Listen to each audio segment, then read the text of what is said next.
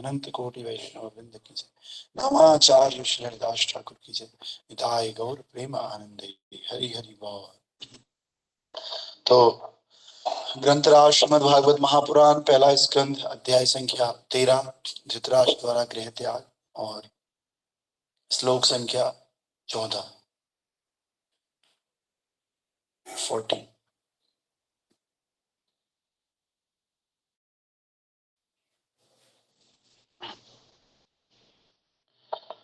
कच्चित् कालमथावात्सि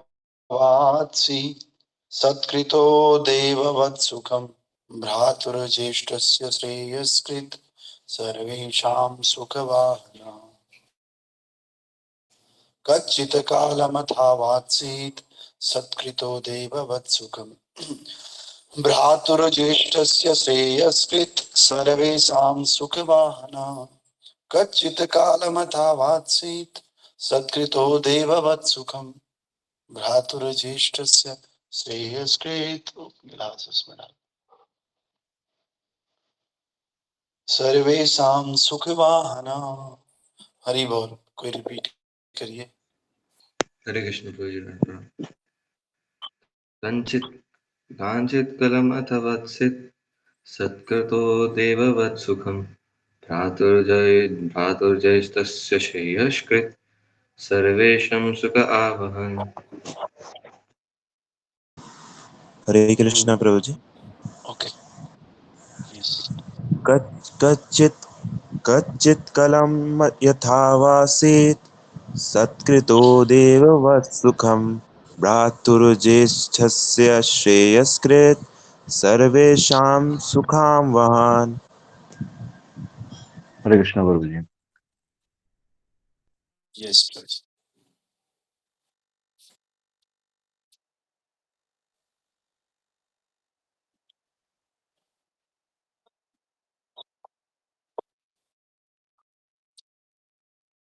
हरे कृष्ण प्रभु जी।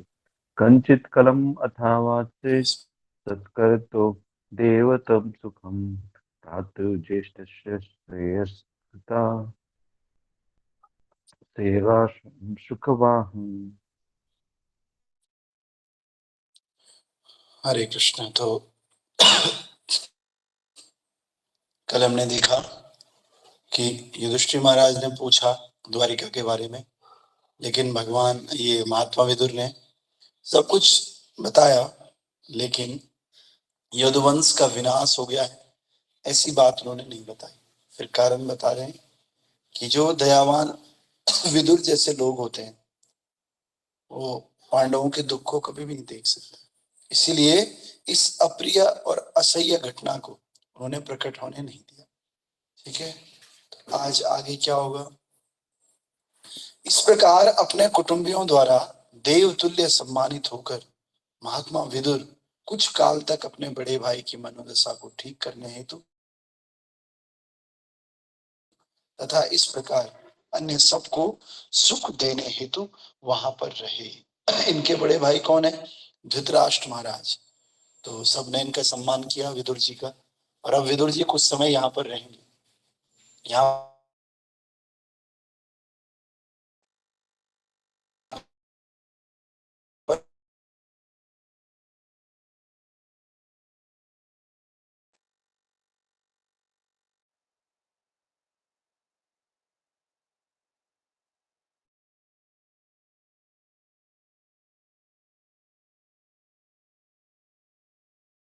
रहने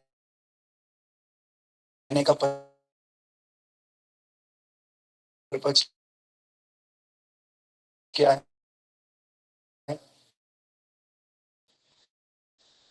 अपने बड़े भाई की वीडियो बंद कर देता हूँ और अच्छे से आई। तो उस समय जो है ये लोग एक दूसरे के लोकों में जाया करते थे, और सबके घर में देवता लोग केवल उनके घर में आते थे जो स्पिरिचुअली बहुत एडवांस है, जैसे महाराज युधिष्ठिर एडवांस स्पिरिचुअली, वो स्वर्ग तक जा भी सकता था। भगवान के धाम जाना थोड़ा सा मुश्किल है, लेकिन अर्जुन कभी कभी स्वर्ग की यात्रा भी कर लेते थे। तो इस प्रकार से एडवांसमेंट है भक्ति में। तो प्रभुपाद कह रहे हैं कि दूसरे लोगों की यात्रा हम तभी कर सकते हैं जब हम स्पिरिचुअली एडवांस्ड हो। क्या हो स्पिरिचुअली एडवांस्ड? महात्मा विदुर पूर्व में ही वानप्रस्थ जीवन स्वीकार कर चुके थे। वे अपने पैतृक महल में भी कोई भौतिक सुख को भोगने के लिए नहीं आए थे। उन्होंने अपनी कृपा से ही महाराज युधिष्ठिर द्वारा अर्पित सेवा भाव का स्वीकार किया, लेकिन उस महल में रहने का एकमात्र उद्देश्य अपने भाई महाराज धृतराष्ट्र का उद्धार करना था, जो सांसारिकता में थे। तो जो वानप्रस्थ लेता है,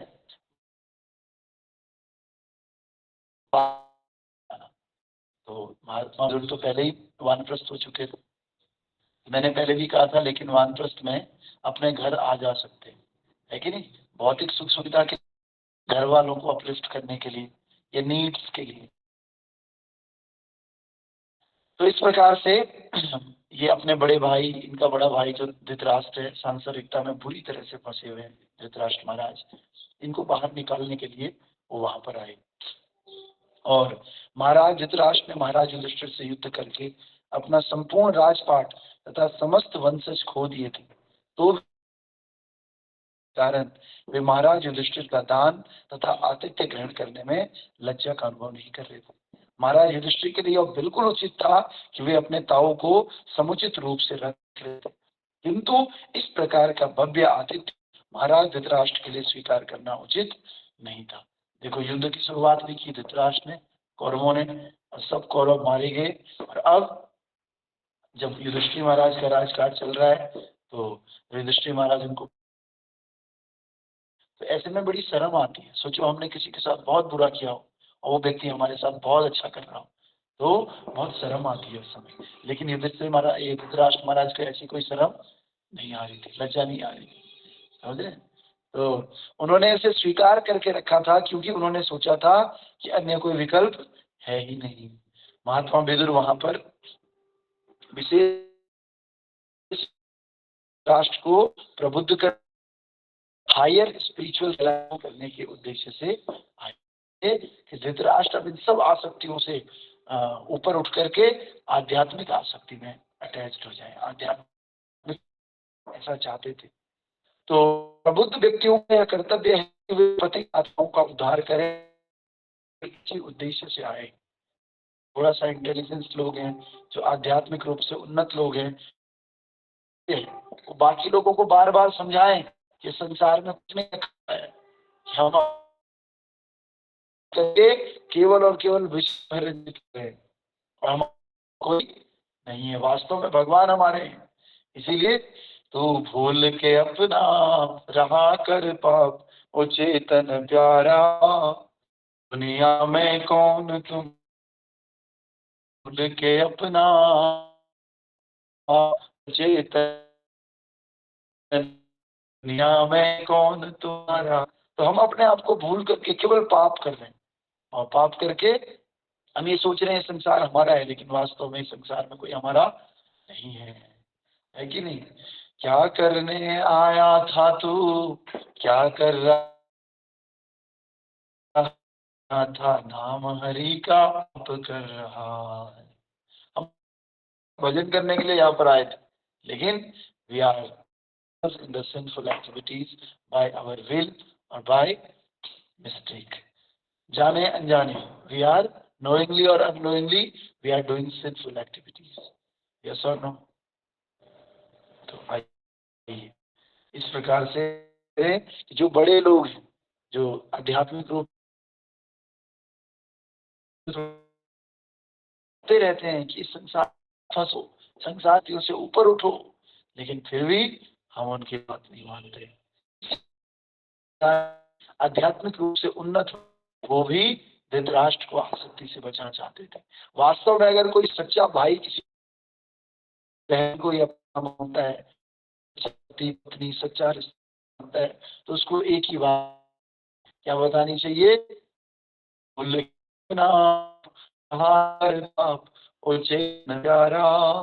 दुनिया में कौन तुम्हारा। सच्चाई बतानी चाहिए संसार की, और भगवान के चरणों में उन सबको भगवान के चरणों, बाकी सब झूठे। तो किंतु आध्यात्मिक प्रबोध की बातें इतनी सुहावनी होती हैं। धृतराष्ट्र को ले रहे थे तब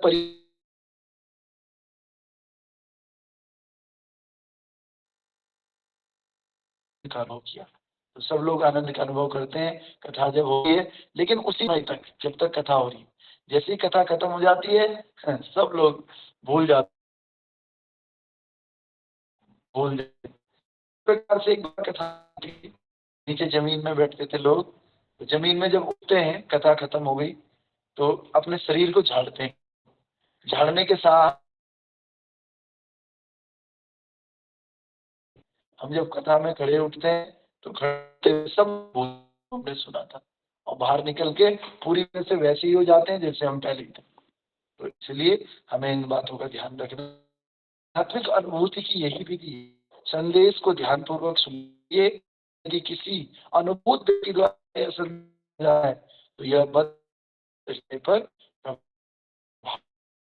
श्रवण करते रहने से मनुष्य आत्म साक्षात की पूर्ण अवस्था को, तो हम सबको इसको ध्यानपूर्वक सुनना है। लोगे कि जब तो फिर क्या करें, तो फिर हम क्या सुनना छोड़ दें? हमने क्या करना है, पहली बार भगवान के और ध्यानपूर्वक सुनने के साथ साथ बार बार भी सुनना है। क्या सुनना है? बार बार सुनना है, तभी संवाद हो हमारे दिमाग में। ठीक है। जगत गुरु श्री प्रभुपाद की जय, गुरु महाराज की जय।